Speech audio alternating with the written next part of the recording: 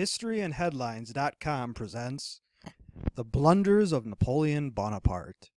On May 2nd, 1802, Napoleon Bonaparte, first consul and later Emperor of the French, made a mistake he later regretted the rest of his life when he reinstated slavery in the French colonies. The revolutionary movement had previously put an end to slavery in France and its colonies, and this step backward was perhaps instigated by Napoleon's wife Josephine, who was born in Martinique, a French colony with a slave-based economy.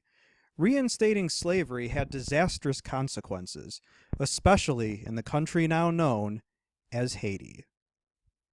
Of course, Napoleon had many successes and is believed to be the second most written about person in history after Jesus Christ. Still, Napoleon made his mistakes. Although Josephine was the love of his life, she was 6 years older than his age of 26 when they married, and was a widow with children. Unfortunately for Napoleon, Josephine was apparently past bearing children and did not leave him with an heir, something a crowned head of Europe could not do without. Her failure to bear his child resulted in Napoleon divorcing Josephine and marrying Marie-Louise, an Austrian woman he did not love, just to bear him an heir, which she did. The blunder of marrying Josephine and making her empress just to dump her may have had something to do with the fact that she never visited Napoleon during either of his exiles. Of course, she was dead by the time of the second one. He died with her name on his lips, obviously a lesson not learned.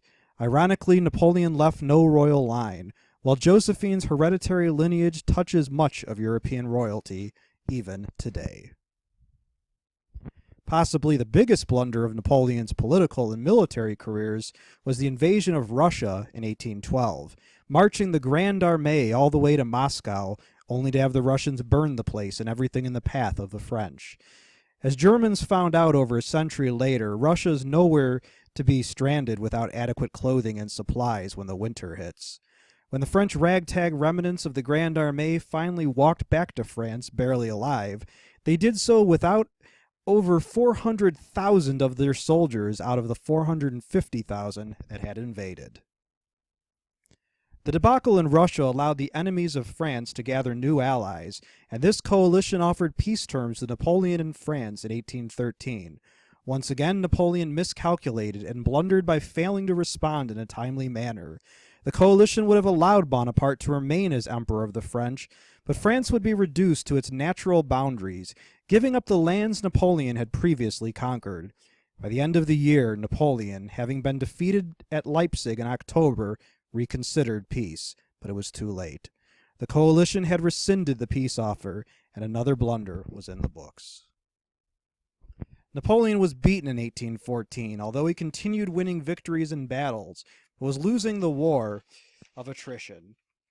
The French armies grew weaker, and the Allied armies only grew stronger.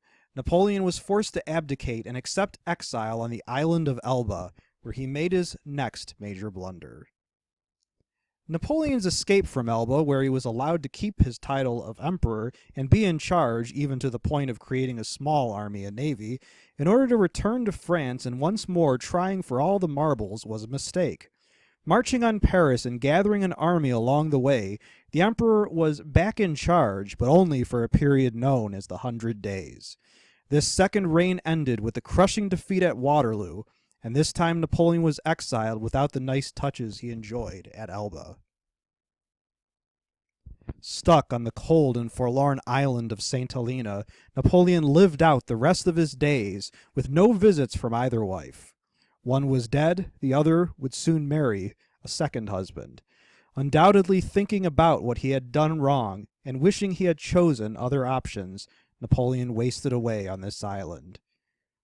If so, that would make the great man not different from the rest of us, as most of us indeed have our own regrets. Of course, when you are Napoleon Bonaparte, your regrets are by nature epic. C'est la vie. Please subscribe for more.